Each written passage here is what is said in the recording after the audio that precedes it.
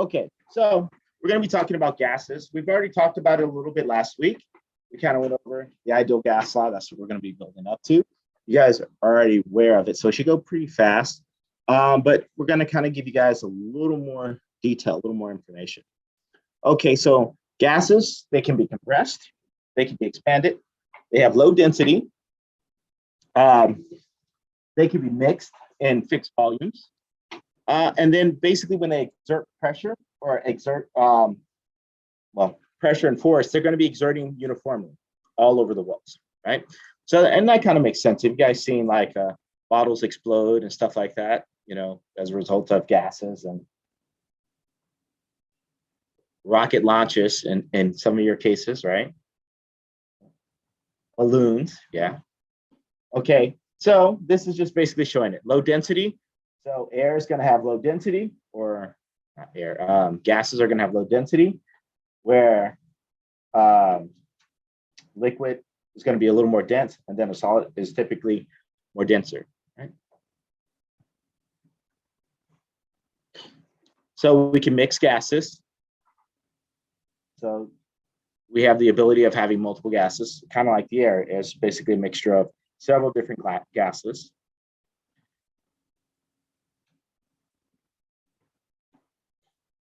So in the case of pressure is going to be basically uniform in the case of gases. So you're going to have the pressure going in all directions, where in the case of a liquid, it's just going to be in the surface of that liquid particle itself, right?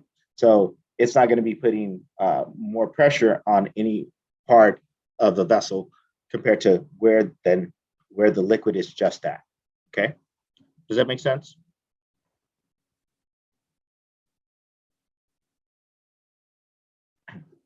Okay, so we've already talked about the kinetic molecular theory. We kind of talked about that way back.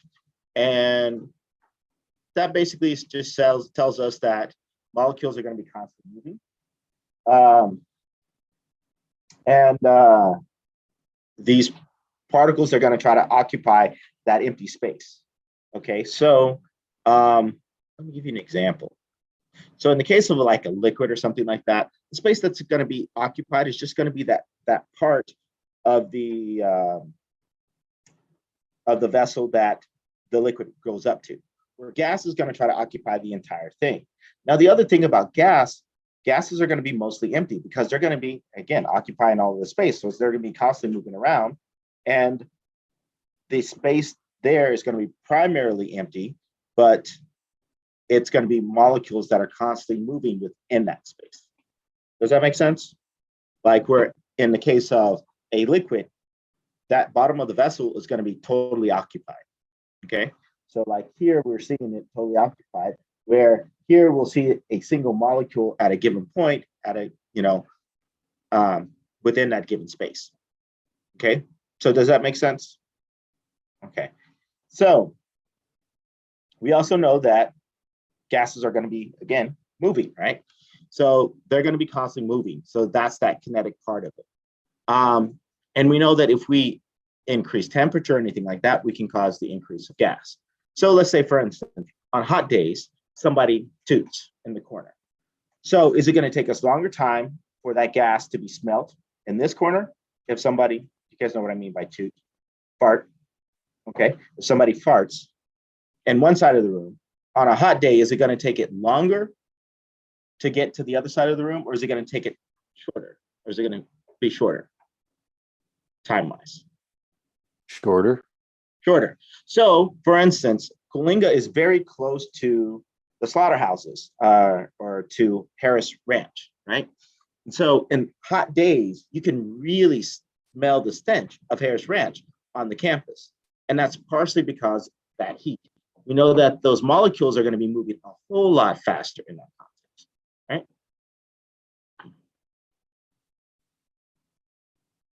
Okay, so we've talked about the force of pressure being force over area. And so this is the symbol for that. And so things that are going to be affecting that pressure, it's going to be volume, it's going to be the amount of gas that we have, and it's going to be temperature, right? all the things that are part of the ideal gas law: volume, number of moles, and temperature.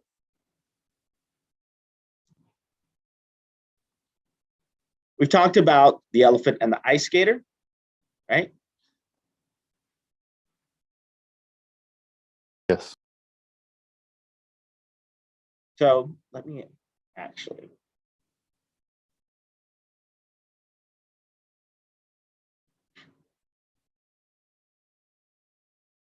So we already know that the elephant is going to have less pressure associated with it compared to the ice skater because of the blades of the skates, right?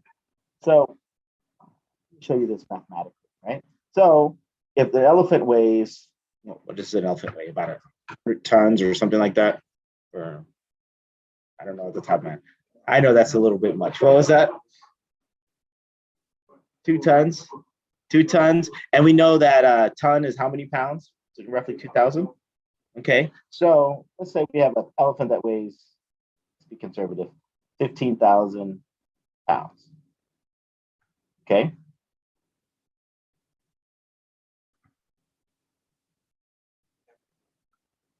What was that? It's 10K. Okay, so we'll say 10K. Well, which is, yeah, I guess it's somewhere in there because it's 2 point, yeah. So, okay, so then, and that's one elephant.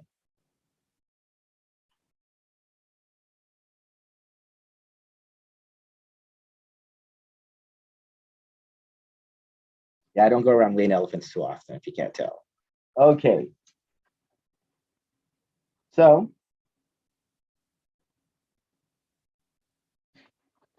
we know that one elephant is, it has how many legs? It has 4 legs, right? So one elephant has 4 legs.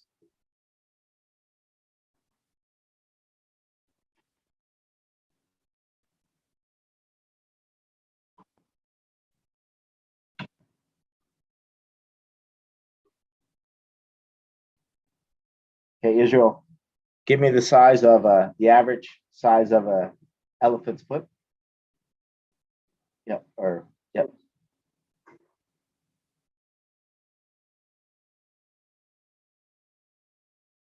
Or the area. So one leg.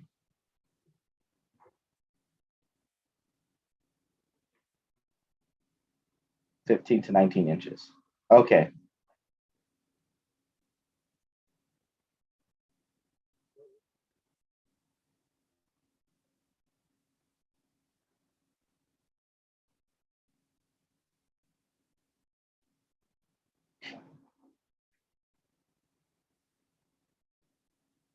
You said 15 to 19. Okay. So 15 to 19 inches, right? So then let's assume that that is going to be the diameter of it. 15 that isn't that big. That's kind of tiny. Sure. Did it say the radius or? Because then that's 15 to 19 inches, about a foot, right? Okay. So we're going to make an assumption. So then we'll say, these are tiny elephants, man.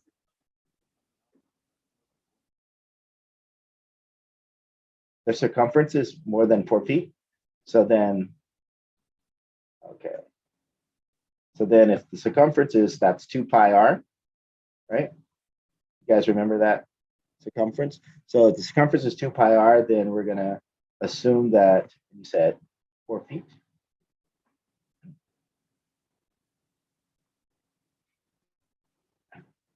And we know that for every 1 foot, it's 12 inches.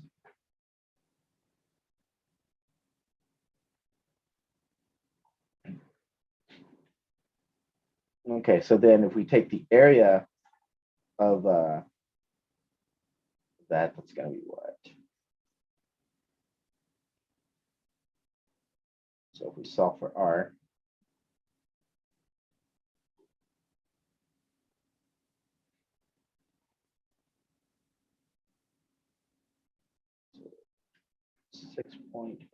0.4, so we're going to do a rough estimate there. So 0.29 square meters. So let's do that in inches, because how many? Okay. For the area, 400, and you said 52 square inches.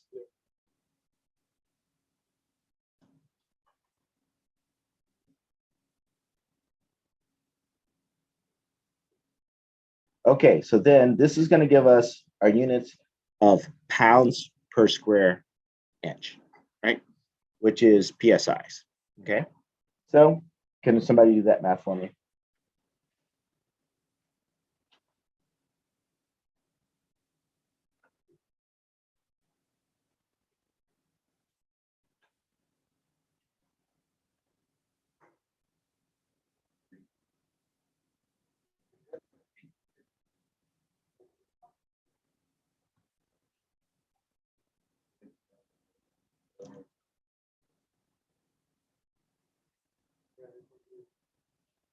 .3 PSI. Okay, so the ice skater weighs about 150.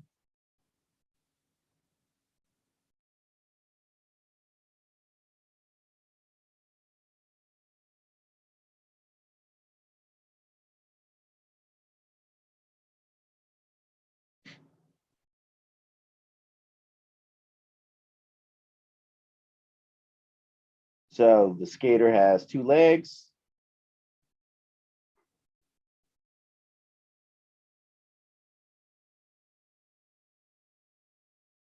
We have 1 leg. And then the blades. Did anybody know the area of the blades?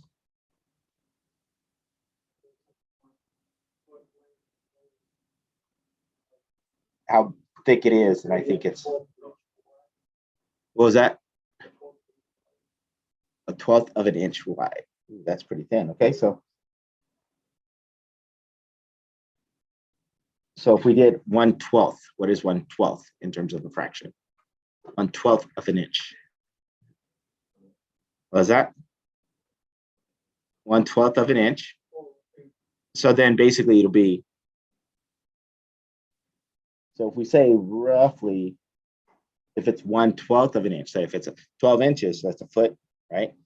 And we're assuming that that skater has a pretty big foot then, you know, so we're giving him a little bit more. So a foot by times by 1/12, it's going to be 1 foot total, 1 foot squared.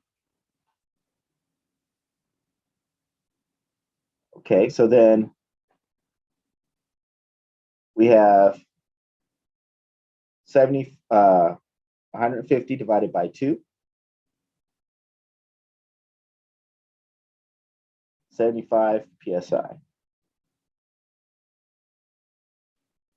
Okay, so 8.4 PSI versus 75 PSI. Who has more pressure? Skater. Okay. So almost 10 times more. Okay, so that brings to units of pressure. So there's various units of, one of them is PSI. We're very familiar with PSI because we kind of use that in everyday life. How many of you guys put air in your tires? So what are the units? PSI, pounds per square inch, right? So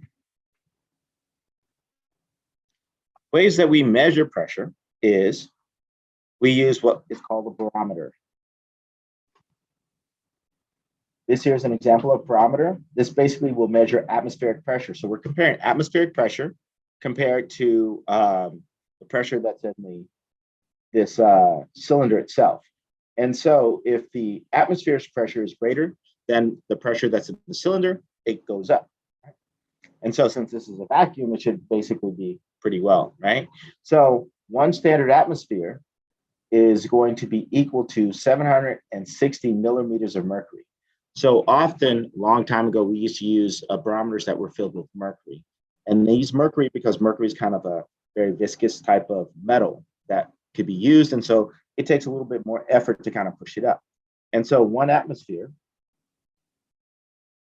1 ATM, and that's the units for an atmosphere, is going to equal 760 millimeters of mercury.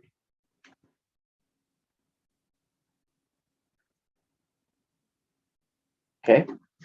Now, 1 atmosphere, again, represents just the pressure of the atmosphere at sea level. That's what 1 atmosphere basically stood for. And so on the average, it's always 760 millimeters of mercury.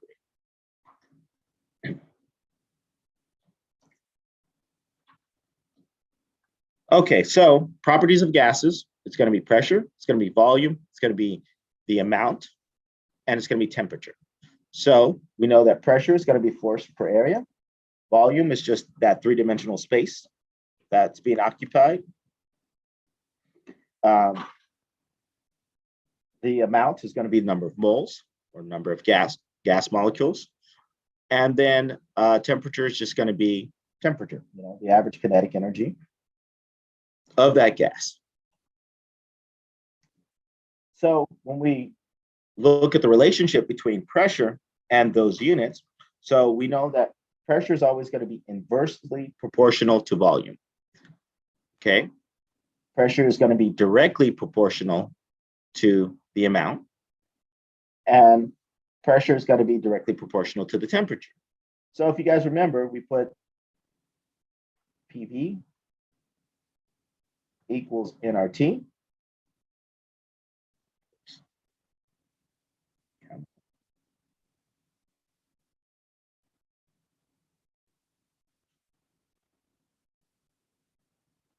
Okay, so if pressure goes up, we know that temperature is going to go up, right? If we keep everything else the same, right? If pressure goes up, then we also know that the number of moles are going to go up, right? If pressure goes up, then we know the volume is going to go down. Okay, so that's what we mean by directly proportional, right? So we would expect as you increase in pressure, then your volume has to decrease. And that kind of makes sense, right? So let's say, for instance, we have so much of a gas, right? And initially we have it in a very, very big container, something like this big. And then we decide to put it into something like this big, right? What would we expect that volume? Well, we know the volume went down, right? So would we expect that pressure to be greater or less than what we initially started? Greater, right? Because you're trying to push a lot more stuff in a smaller volume, right? So if we're also measuring temperature, the fact that you have your molecules that are moving, right, and they're being pushed into a smaller container, what do you expect to happen? Hotter or colder? Are you sure? Volume is getting smaller, right? So then if volume is getting smaller, but pressure is getting bigger, then what we'd expect the temperature? Expect the temperature to go up. Right?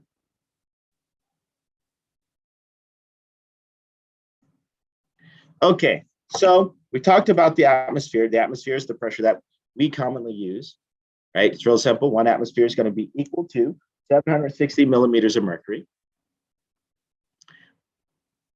There's the torr. So let me kind of explain to you. So pressure is used by so many different fields. Like, for instance, meteorologists, they use pressure. Sailors use pressure, right? Chemists use pressure. Engineers use pressure, right? We all use pressure. And so pressure is kind of defined slightly different, or I should say the units of pressure are going to be used differently in different fields. So often we use atmospheres, right? And so where someone else is going to be using millimeters of mercury. And then other people will be using torrs, and other people will be using bars, right? So we need to be familiar with how to convert between all of the different units, okay, depending on the field that you're in. Like a farmer will probably be using a bar because that's what they use for weather.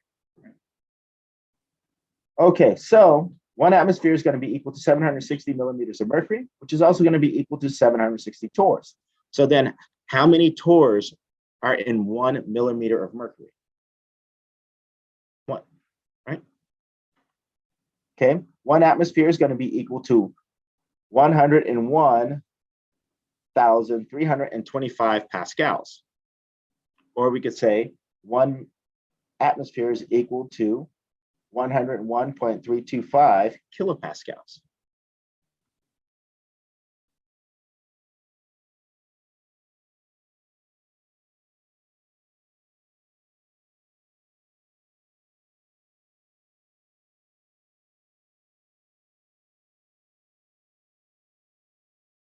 Okay.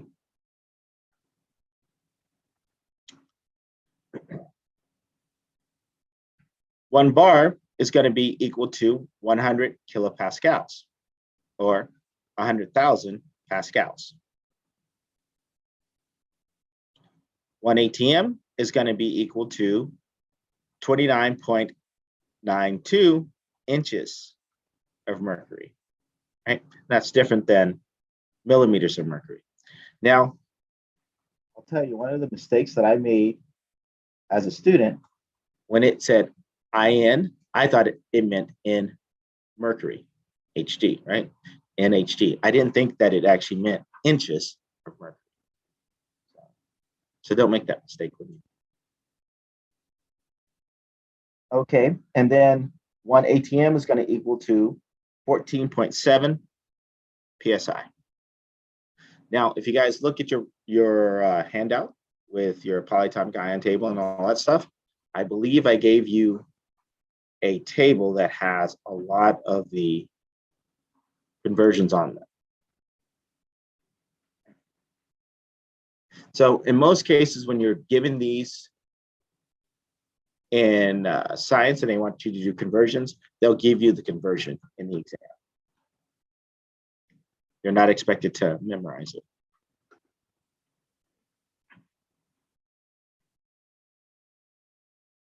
Questions? Simple so far, right? Okay, so how can we use all of this? So another way of measuring pressure. We have what we call an open-ended manometer. An open-ended manometer basically means that we have one part that's going to be connected to a gas and one part that's going to be connected to the atmosphere. And I'll show you what it looks like. And literally all it is just a column that has been bent and that we put liquid in. Okay, so let me show you. Okay, so this is an open-ended manometer. So it's considered to be open-ended because it's open to the atmosphere. So we're using the atmospheric pressure to help us kind of figure out the pressure that's the gas. The way that we would do that is that we connect it to the gas that's in here. Let's say we had a reaction and it produces gas. So if the pressure of the atmosphere is greater than the pressure of the gas on the inside, then it's going to push the gas up this way, right? So it's going to push our liquid. In this case, we're using mercury. Erase this.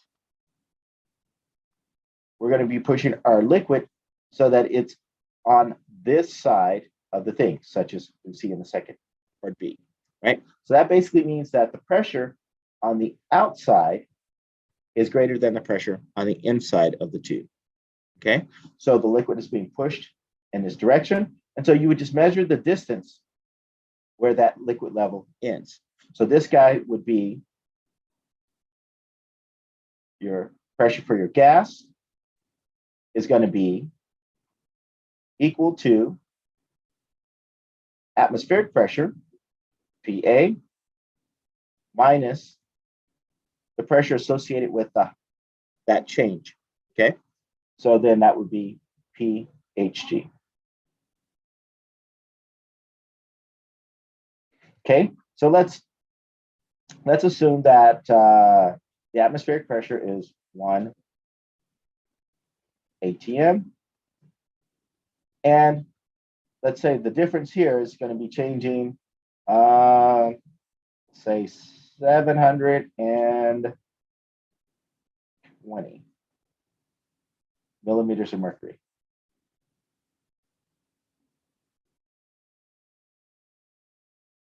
So what would be the pressure of the gas inside the vessel?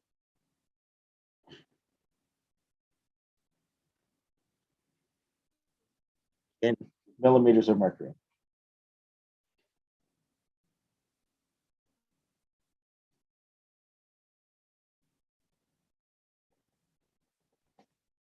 So 719. You said 719? So what is 1 atmosphere equal to? Okay, so 1 ATM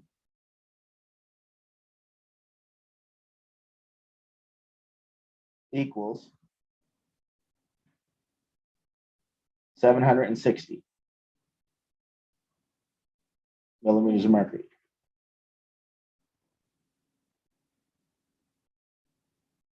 So if our P Negative 40. is it negative 40? Because it's P atmosphere. P atmosphere would be 760 minus 720. 40. Okay.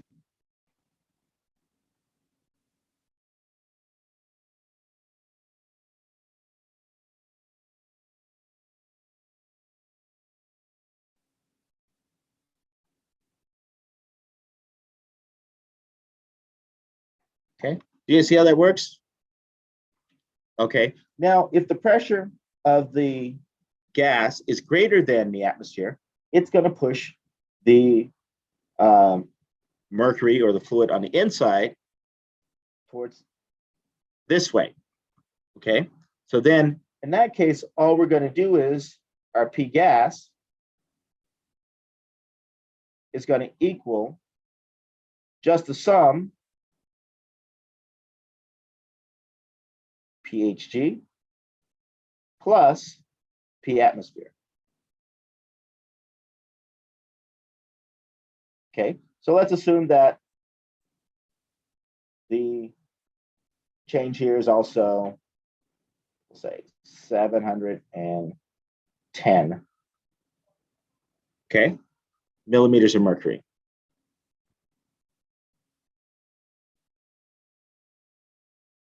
So then what would be the pressure of our gas on the inside? Okay. So that's 710 plus 760, which is going to equal 1470 millimeters of mercury.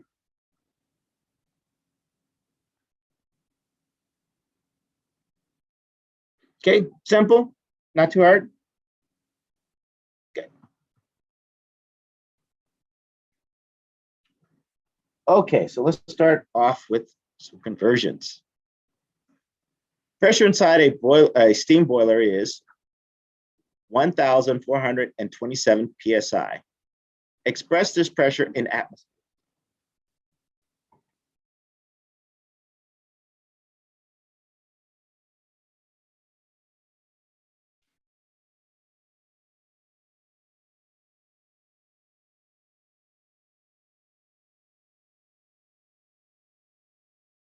Okay, so we start off with our given.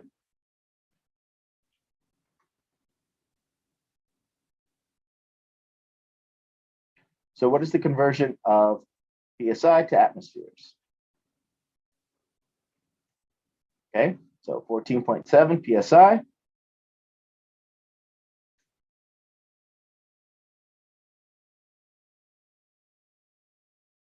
equals what atmosphere? And what did you get? 97.07.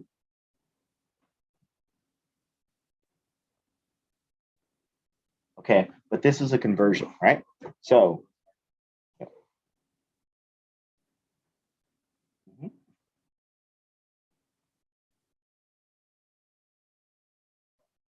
that's a lot of ATMs.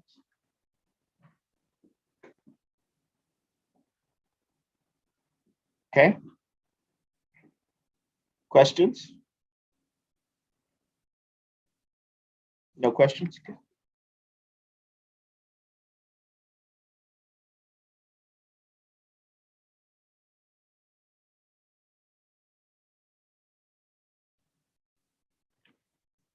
Okay. The PSI in an automobile tire is 29. Sorry, the pressure in an automobile tire is 29 PSI on a day. The weather report states the barometric pressure is 30.09 inches. HG. How would you report the absolute pressure in the tire in a to a colleague in KPA?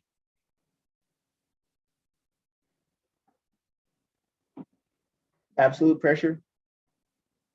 It's absolute pressure in the tire.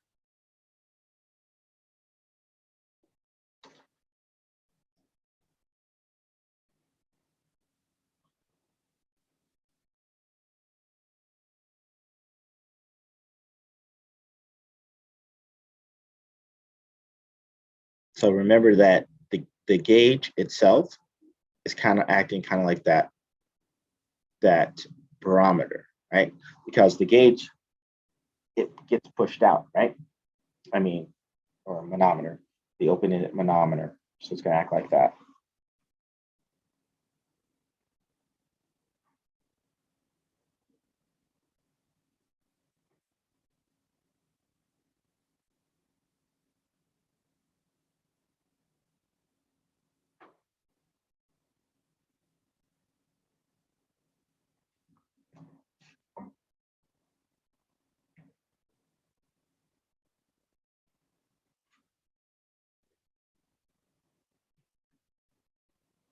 So what's going to be the first thing that we're going to do?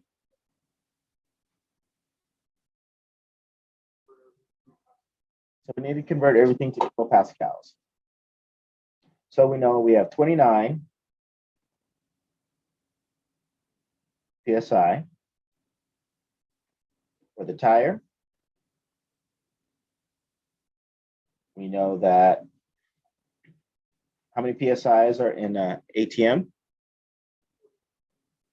14.7.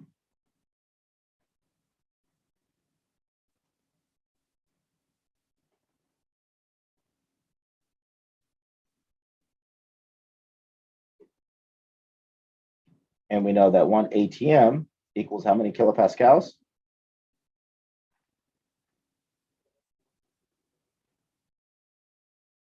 That's going to equal 101.325.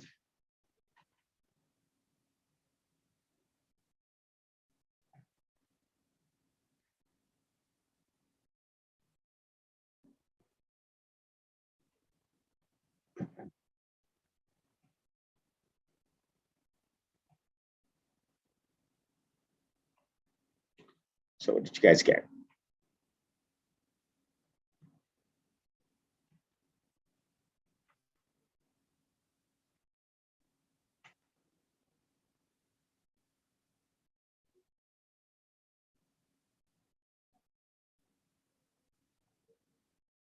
Okay, so 2 sig figs.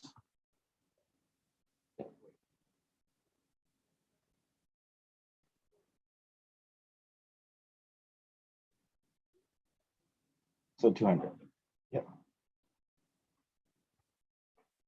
Okay. And then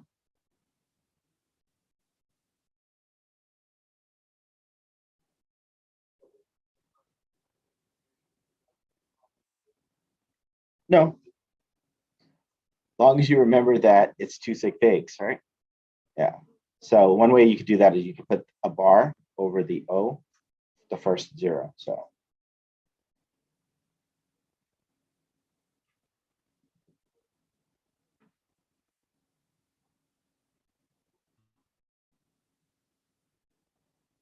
okay. So what is the conversion? How many inches of mercury are equal to an atmosphere?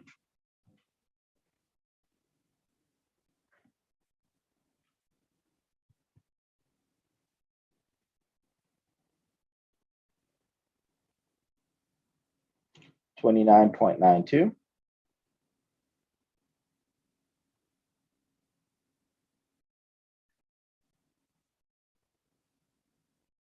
It's 1 ATM.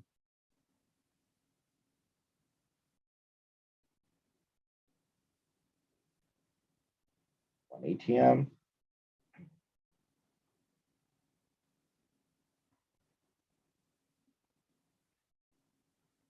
One hundred 325 kilopascals.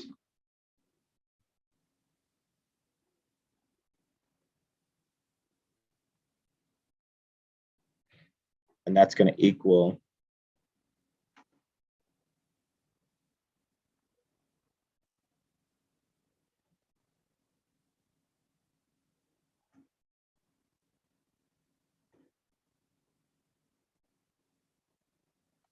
so if we add those two together,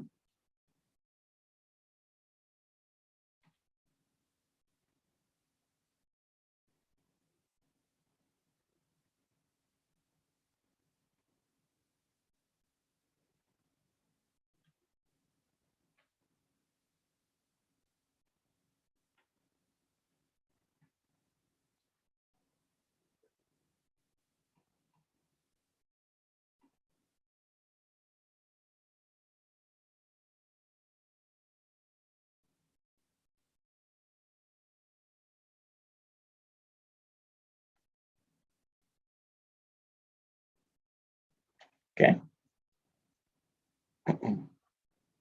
Piece of cake with two sig figs, right? Let's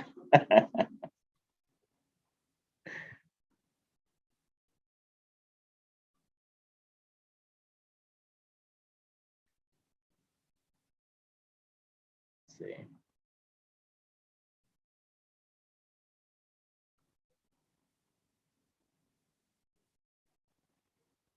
Okay, so let's move forward.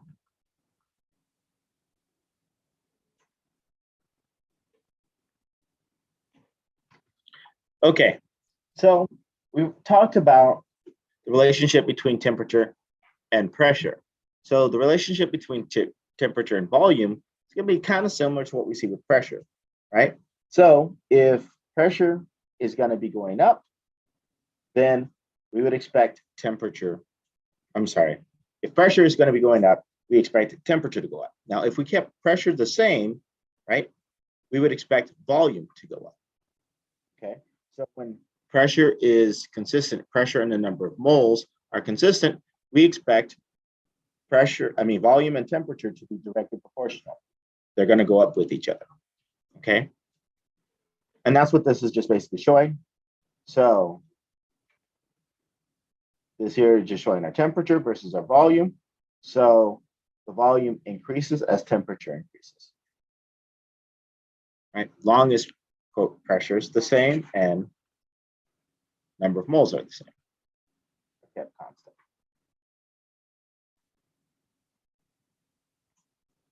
Okay, we've talked about absolute zero.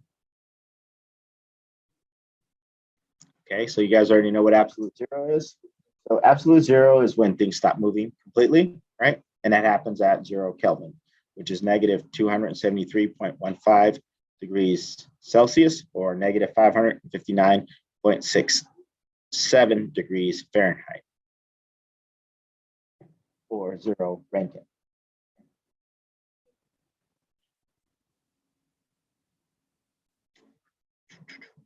Okay. So the law that compares temperature to pressure is called Charles's law. Remember I told you there's all these laws? So not temperature to pressure, volume to pressure. I will get it right. Volume to temperature is Charles's law. Okay. And again, all we're saying is that the volume and the temperature are directly proportional. So to make it proportional, what we would have to do is have a constant. And if we have that constant, we can just call it Charles's constant, right? That constant is always going to be exactly the same. So regardless of the volume, long as temperature, longest pressure, and the number of moles are held constant, then the volume and that temperature is always going to equal that constant. Okay, so then we can sit there and set a case where constant is going to be equal V1 over T1, and the constant is also going to be equal to V2 over T2, right? And so we can end up establishing this equation where they're both equal to that constant, right? And then we could just simply say V1 over T1 is equal to V2 over T2. So if pressure is held constant and the number of atmospheres are held constant, we can basically use this law. And so if we're going from one volume to another volume, and we have the temperature at that one volume, we can calculate the temperature that's going to be at that other volume, right? So a container with a flexible wall holds a gas that is cooled from 65 degrees Celsius to 22 degrees Celsius with no change in pressure.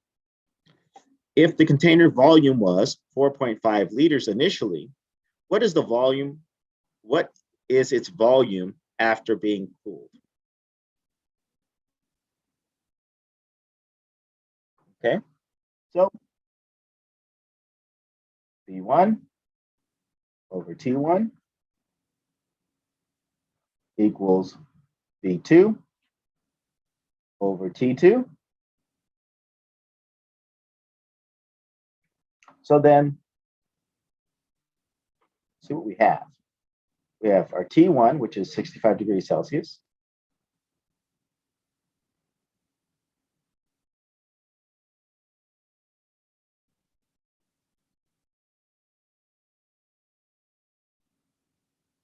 Our T2, which is 22 degrees Celsius.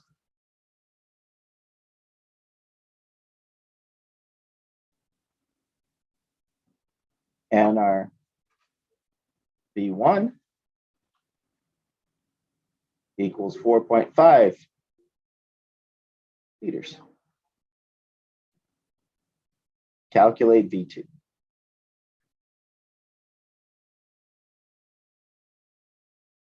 Okay, so we talked about gases. What do we always have to convert gases to in terms of temperature? What units should we be using for?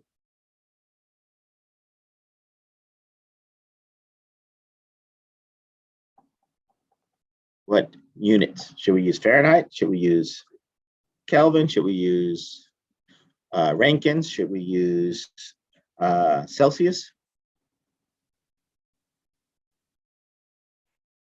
We should be using Kelvin. So we need to change this to Kelvin. So how do I change these to Kelvin?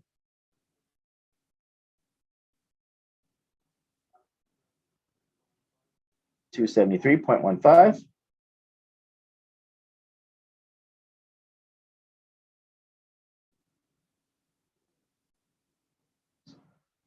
So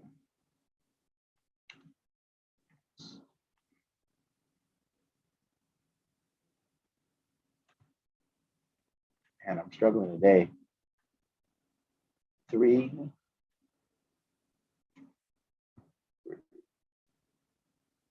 8.15 Kelvin.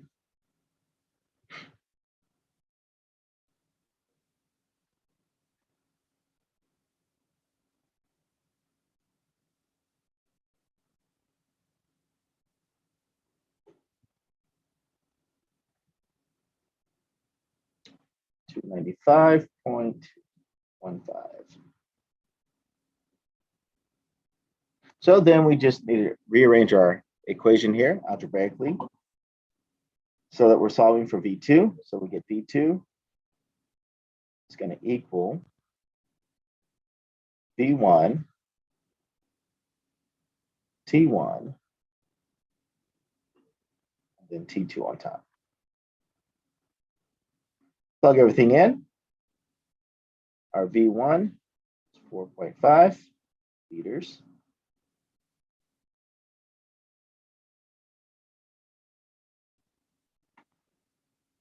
Times our T2, which is 295.15.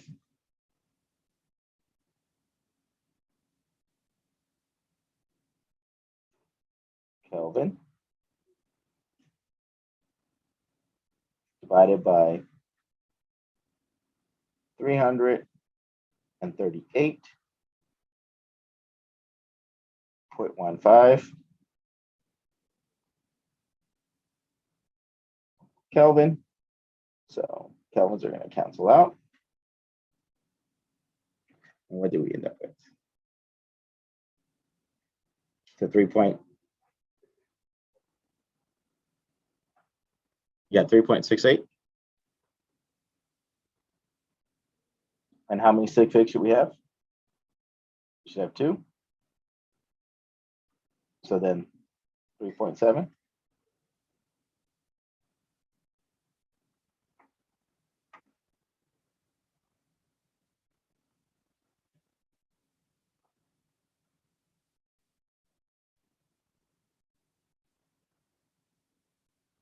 So is it, you sure it's 3.68? Unless I screwed up. Check my math because I'm real quick at making mistakes. So 295. And then 338 divided by 338.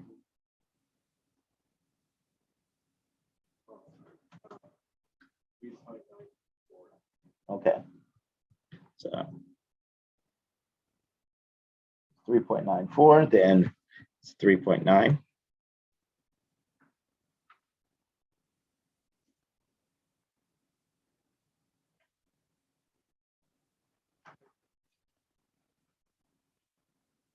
Okay. Questions? Pretty straightforward, right? Gases, to me, for some reason, I think they're like the easiest thing because really, it's just plug and chug. Put the units in the right units, and then it's just plug and chug, right? Because you have this nice, beautiful equation that you just put everything into, right? Pretty simple. But for some reason, students struggle with it. I don't get it. I haven't figured it out why, Okay, so then there's Boyles Law. Boyles Law basically looks at pressure and volume. So we know that pressure and volume is going to be indirectly proportional to each other, right? So if we set that to a constant, we can make it equal to each other. So the volume is going to be equal to a constant times 1 over the pressure. Or we could sit there and just rearrange it so we just have the constant by itself. So pressure times volume is going to equal that constant. And this is only going to take place when you have a constant temperature and a constant number of moles, right? Or a fixed number of moles, okay? So a constant temperature and a fixed number of moles, okay? So then we set this constant equal to itself. We'll have P1, V1 equals constant. P2 times V2 equals a constant. And since we know that constant is constant, it's going to be exactly the same, we can set them equal to each other, right? So then we get P1 times V1 equals P2 times V2.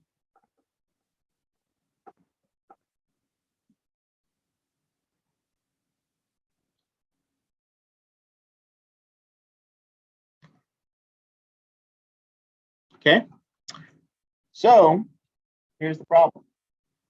A gas sample occupies 5.18 liters at 760 torr.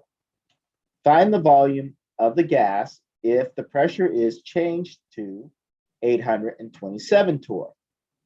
Temperature and amount remain constant.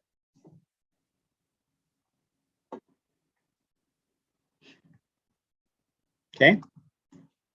So what equation are we going to use?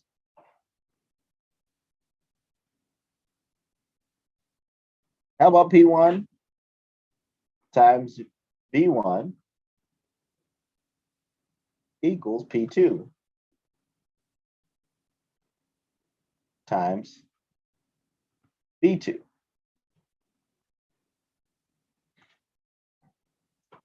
Okay, so we have pressure. First pressure is 776 torrs.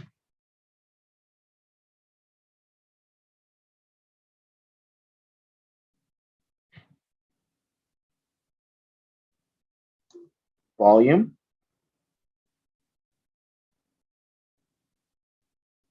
(518) liters. Sorry, 500, not 500, 5.18 liters.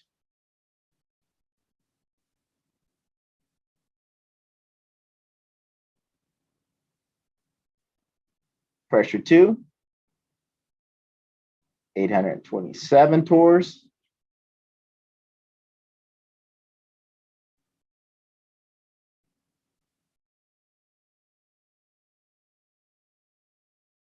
And so our V2 is what we're trying to solve for. Okay, so now with pressure, okay, so when we're talking about temperature, we have to convert the temperature to Kelvin, right? Now, we have to do that because to change Celsius to Kelvin, it's an addition, right? It's not a multiplication. Now, in the case of pressure, that conversion is a multiplication or division, right? So then in that case, we don't have to change the units since we have the same units and they're going to be canceling each other out. Does that make sense? Okay, so we can just plug in what we have and we don't have to do a conversion to change it to ATMs. Okay, so then we want to solve for V2. So if we want to solve for V2, we get V2 equals P1 times V1 over P2.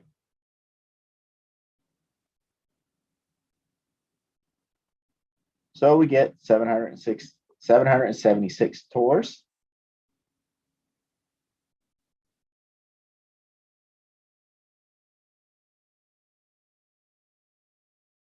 Times 5.18 liters.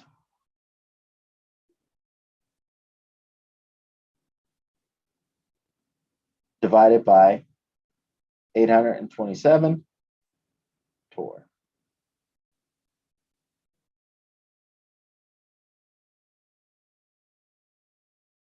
We should just be left with liters.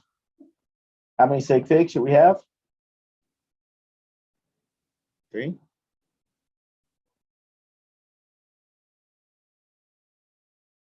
So 4.86.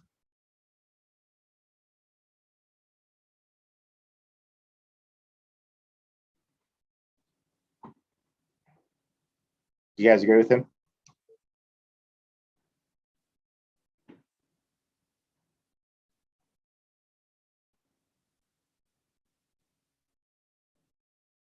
Okay. Questions? Concerns? Cash?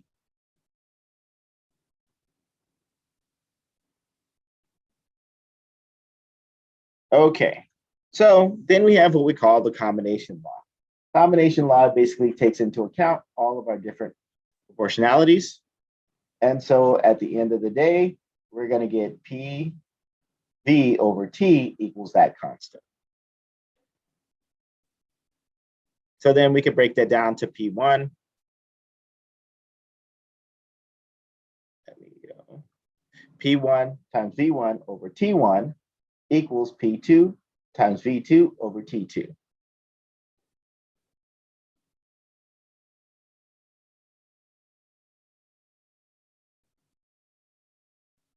So in this case, we're assuming that we have a fixed value for what?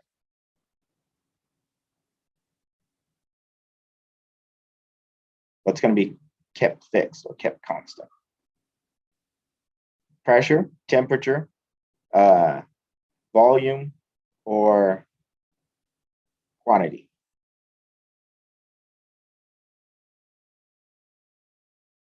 That's right. So the amount is being kept constant because all of those are variables, right? They're changing, you know?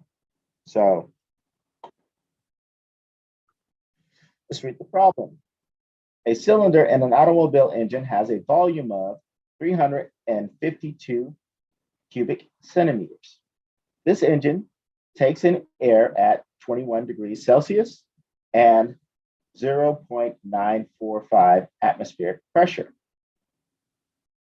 The compression stroke squeezes and heats this gas until the pressure is 4.95 ATM. And the temperature is 95 degrees Celsius. What is the final volume of the cylinder? Well, what am I going to use? Combined gas law.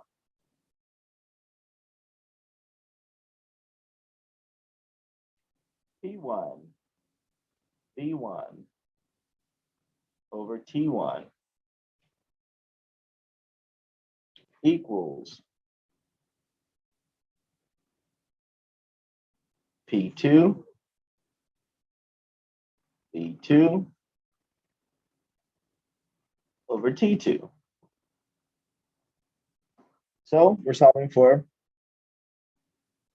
V2. Get V2 equals V1 T2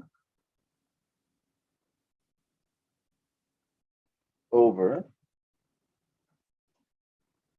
T1 P2.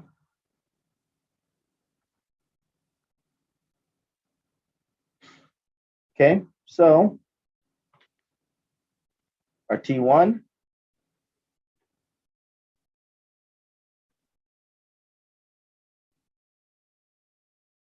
equals 21 degrees Celsius, which I know I have to change to what?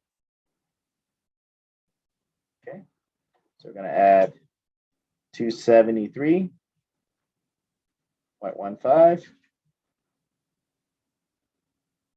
So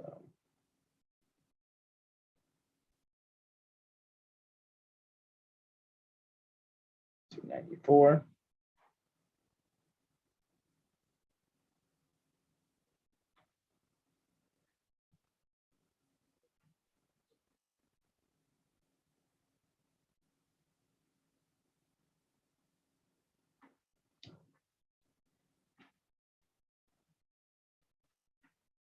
Our P1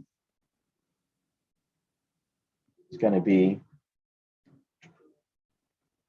0.945 ATM.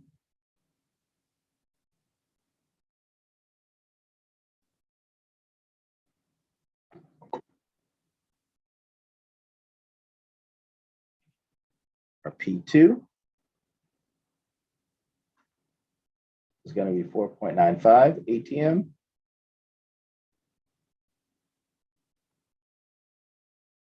Our T2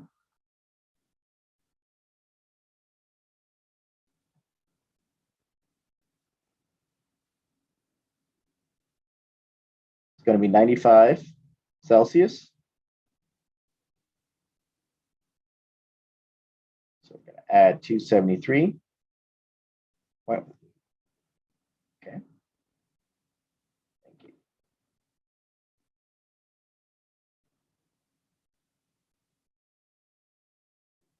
$68.15.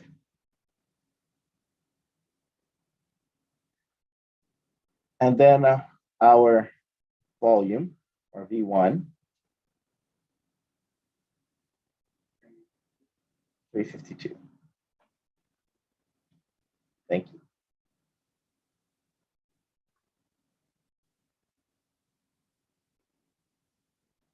Okay, so plug and chug.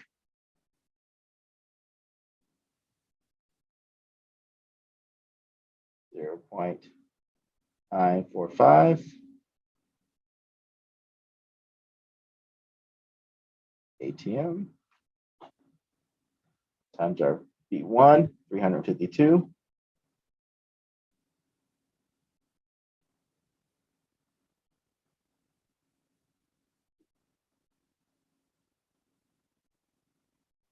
Times our T2, which is 368.15.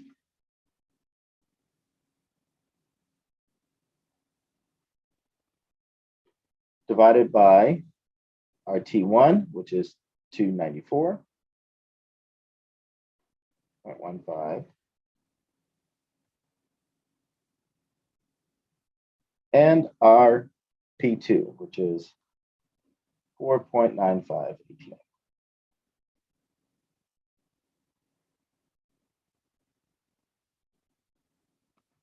Okay. So what do you guys get?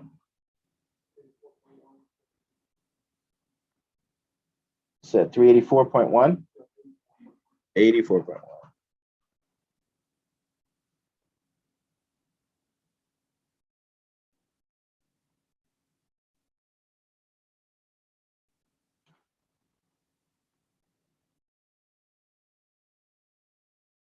Okay. Questions, concerns, Cash, Kool-Aid? Straightforward, right? Not too hard. Yeah.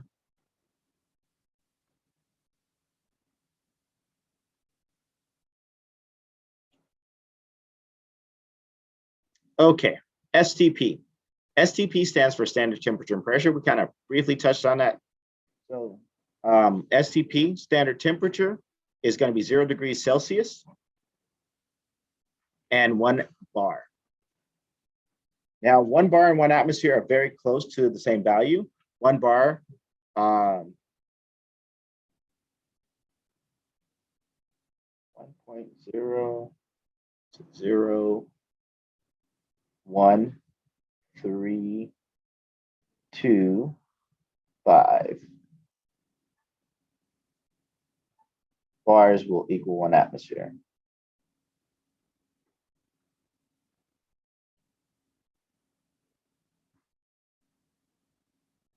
Okay, because we know that a bar is just 1,000 pascals. I mean, 100,000 pascals.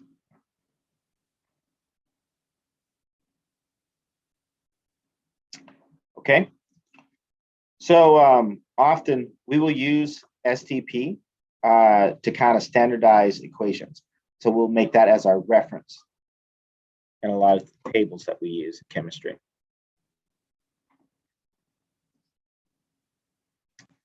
Okay, so the volume of a sample of nitrogen gas is measured as 3.62 liters when it is at 0.843 bar and 16 degrees Celsius.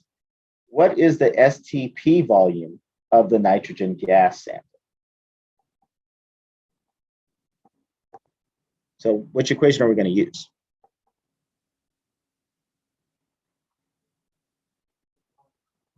The combined gas law. That is correct. So we're going to use that P1, V1 over T1 equals P2, V2 over T2. And we're solving for V2.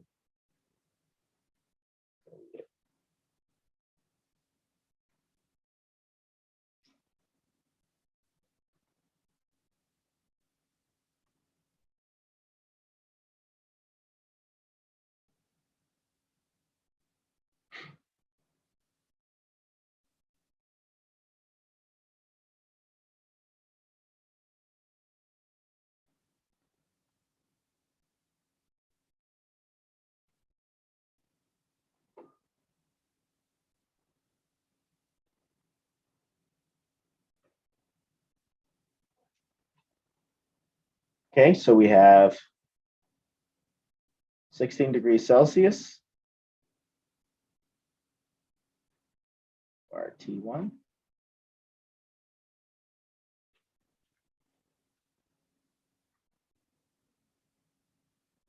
We need to change that to Kelvin.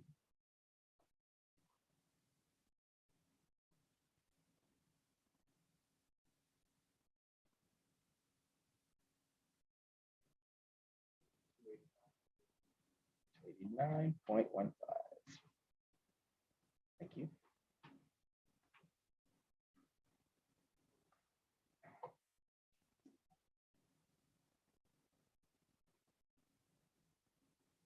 Our P1, 0.00132. 0.843 bars.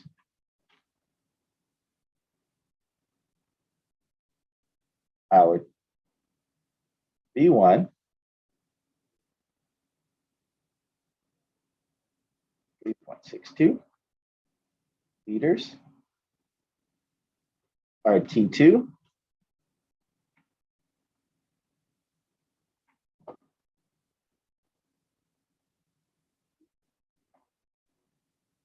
273.15 Kelvin. As we know that STP, it's 0 degrees Celsius. And then our P2, 1 bar. So we're solving for P2.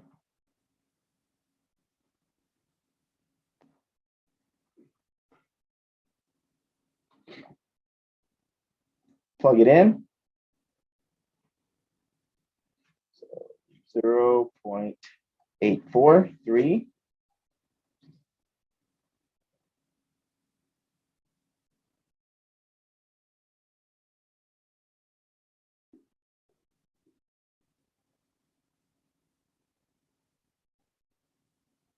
times 3.624. Sorry, L. Sorry, my bad. That's my horrible writing because I thought it was 4.2. And times 289.15 Kelvin divided by 1 bar and 273. Oh, thank you. We'll fix that real quick.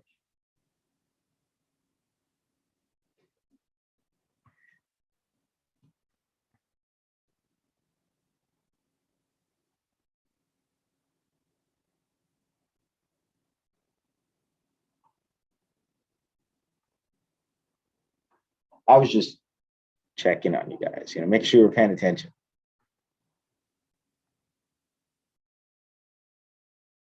Okay. Good eye.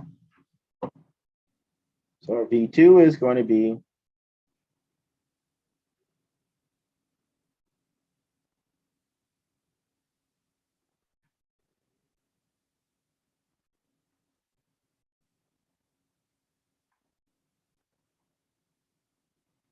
okay. Questions? Concerns? Cash? Okay.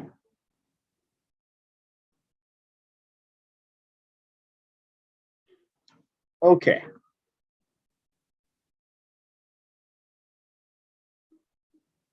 Did everybody get it down since I'm rushing? Okay. So another law is called Anton's law or the Gay-Lussac. And so that just basically compares pressure to temperature. We know that as pressure goes up, temperature is going to go up. And again, we're assuming in this case, volume is going to be constant and the quantity is going to be constant.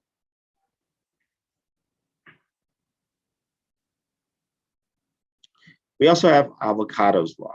Avogadro's law. Sorry about that.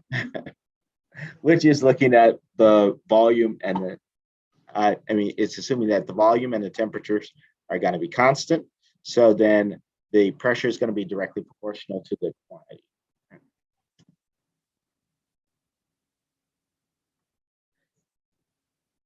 So now here we have, let's say we have 1 volume of our oxygen gas, and we have 2 volumes of our hydrogen gas.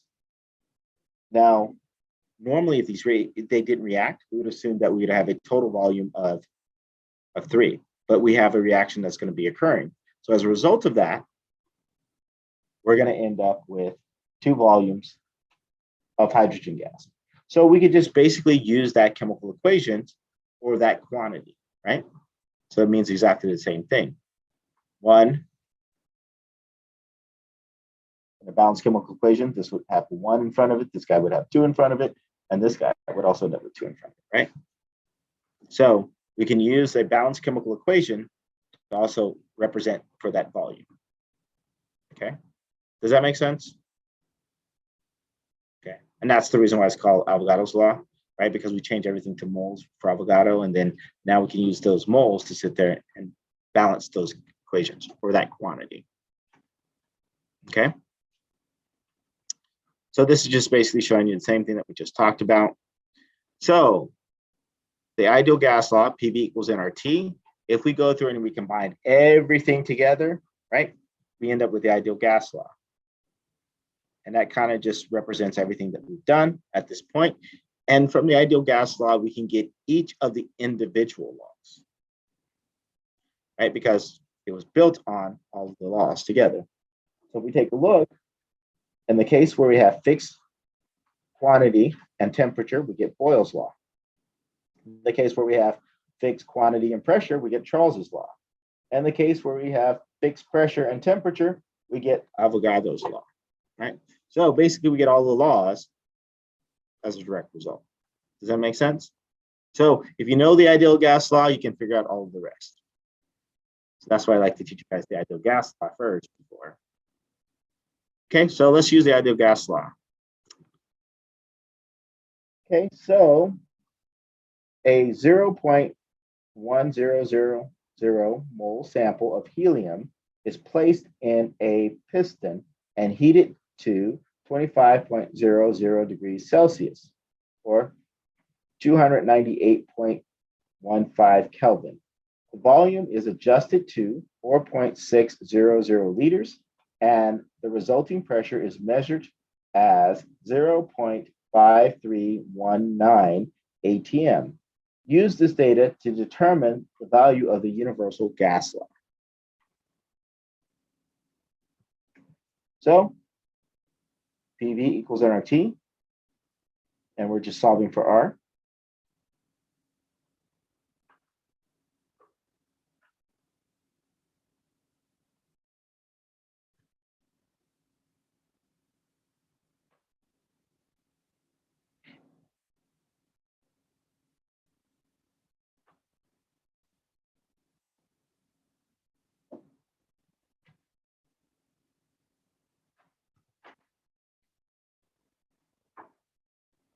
So we know our pressure is going to be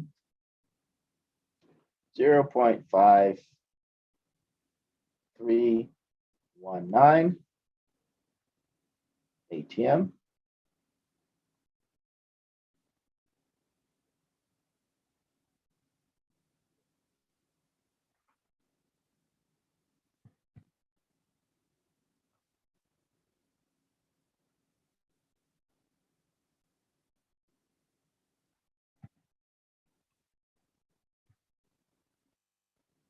We have moles. It's going to equal 0.1000 moles.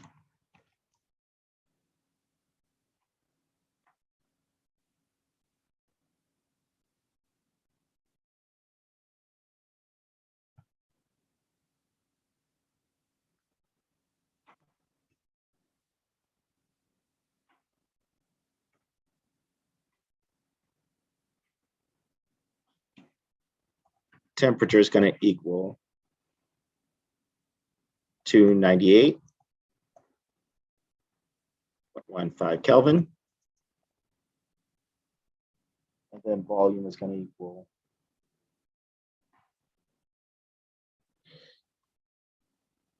4.600 liters. Okay, so we plug everything in.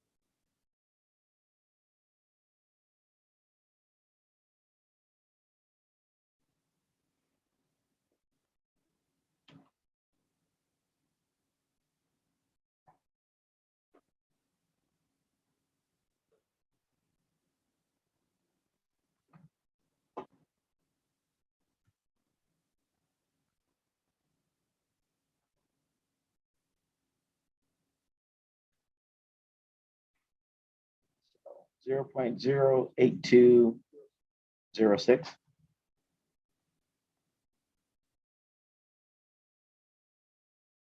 And that's ATM liters over moles Kelvin. Okay, and we know that that's essentially the universal gas law. Right? I think we just rounded up to 0.0821.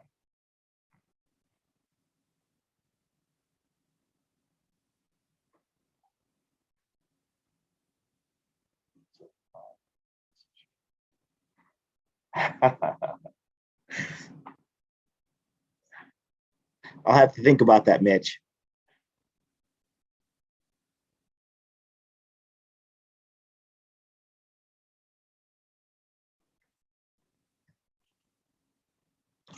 Okay.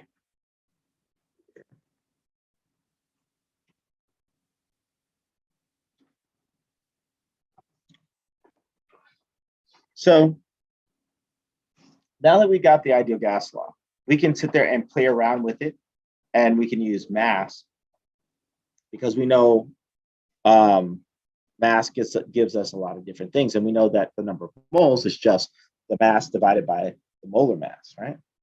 So in this case, we can play with our equation quite a bit. We can get density because we know that density is what? Mass over volume, right? We can also use it to sit there and calculate the molar mass if we need to calculate the molar mass of something, right? If it's not given to us. Okay, so we can play around and use what we have to sit there and get various different things by manipulating it because we know that, like we said, density is just mass over volume, right? So we can change our equation around to get mass over volume, or we can get what we call the molar volume, which is mass. Molar volume would be volume over molar mass, right? And that would give us our molar volume, right? Okay. So let me show you how we can do this. Or an example. So what is the pressure in ATM if, I'll say, what is the pressure in ATM in a helium-filled 0.77 liter balloon if it contains 1.0 grams of gas at 22 degrees Celsius, right? So if we manipulate our equation, we know that PV equals nRT.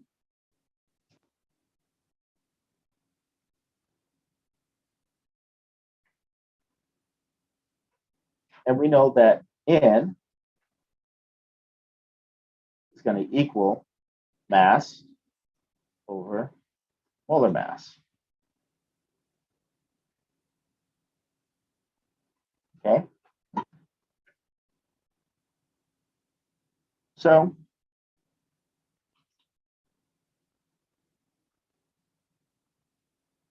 B equals mass over molar mass.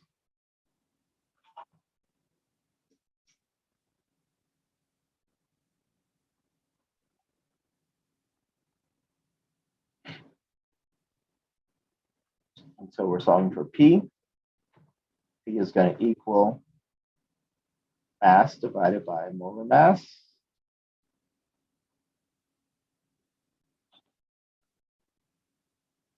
Divided by volume over RT. So we're given our volume,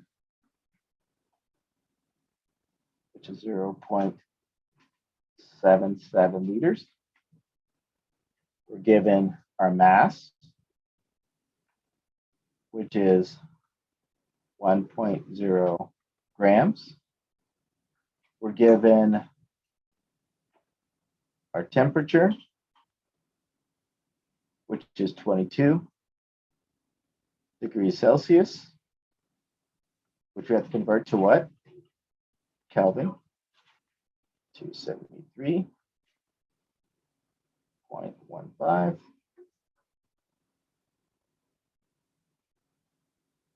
295.15.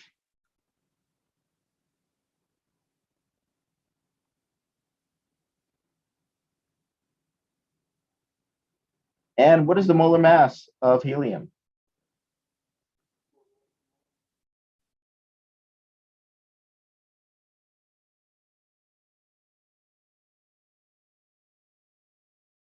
Grams per mole. Okay.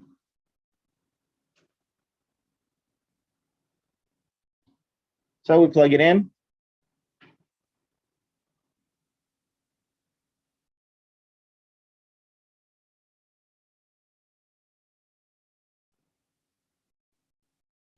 Oh, we know R. What is the value for R?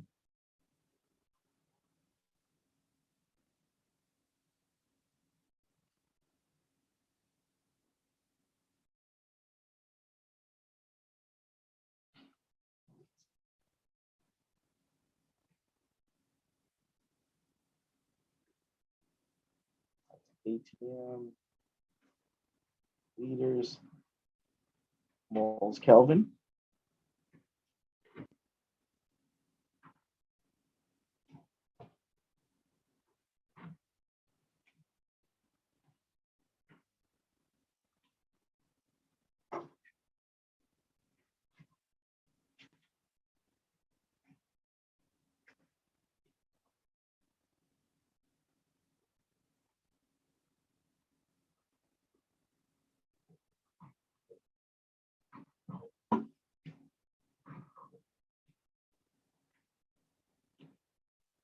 Times our temperature, 295.5.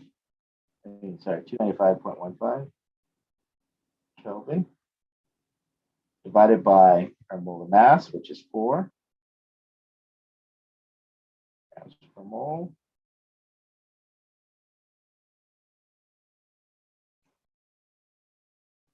And our volume, which is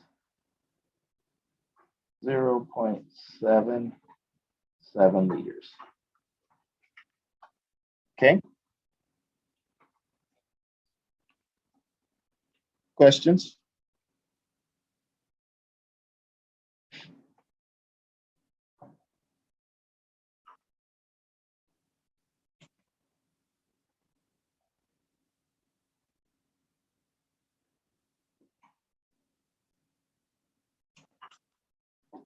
So what did you guys get for your pressure?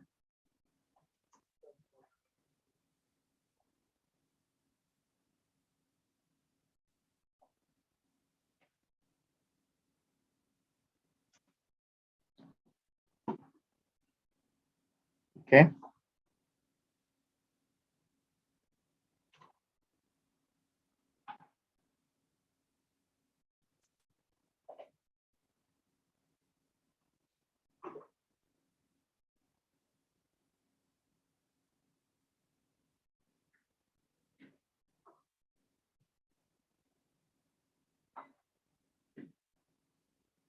Okay.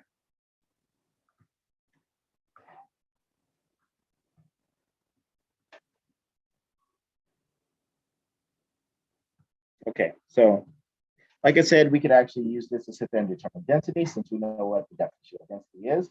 Density is the mass over volume.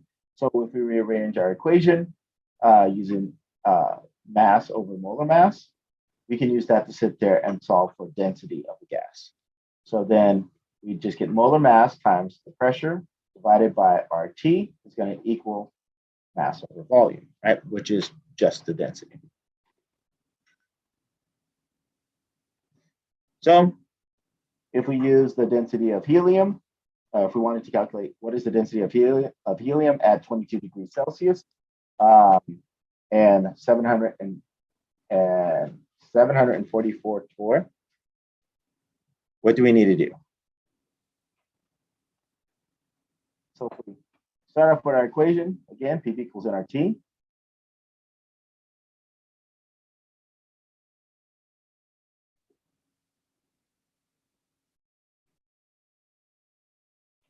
So we know that N is equal to mass over molar mass. We can substitute that into our equation. So then we get PV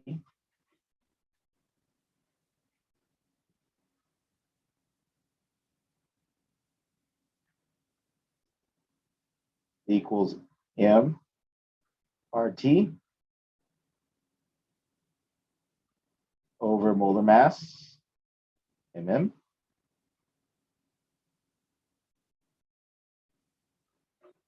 Then MV, or density, is going to equal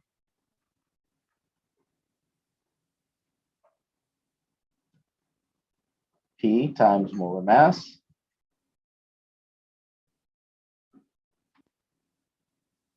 divided by RT.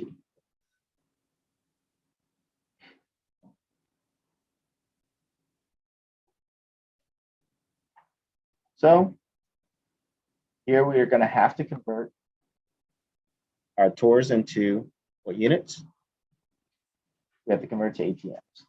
So we have 744 torr. We convert that to ATMs by dividing by what? 760 torr. And that equals 1 ATM.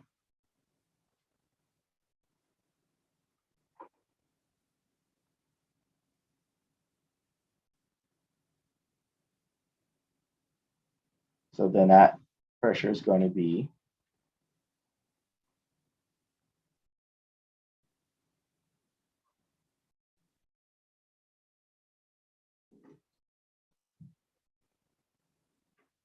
0.98. We went through sig figs.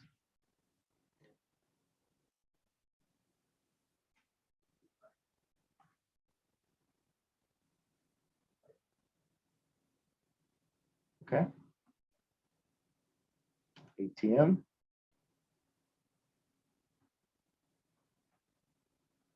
Okay, our temperature.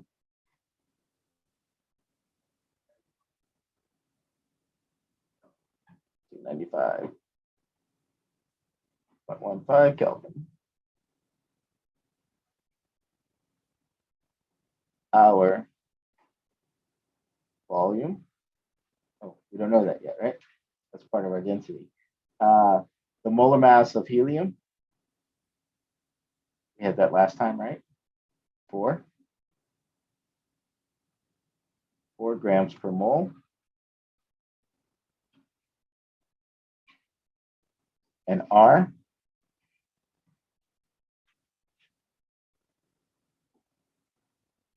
.0821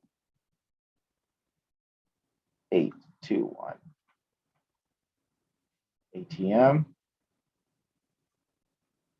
liters, moles Kelvin, per moles Kelvin.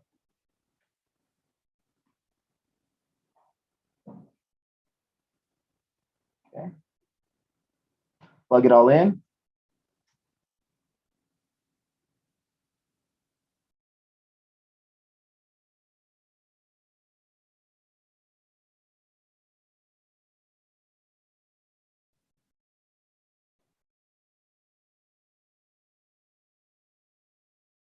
Mole divided by 0.0821 ATM.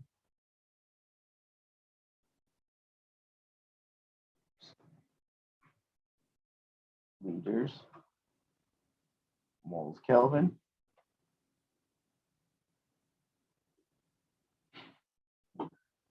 Times 295.15 at the moment. Kelvin. And if you guys pay attention, the units are going to cancel out because you have this Kelvin divided by this Kelvin. This mole is going to cancel out one mole here. And then you're going to get rid of ATM. So then we're just going to be left with grams per liter. So the density of the gas would be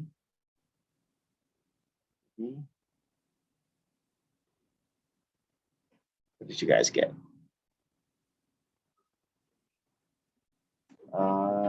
3. Yeah, because this guy would be 3 as well. 0.162. And that's grams per liter, which is a pretty low density, right? Which is what we expect, right? Okay, questions, concerns, cash, credit? Okay, so I'm actually going to let you guys go and look over the last example, like towards the end, that deals with using stoichiometry.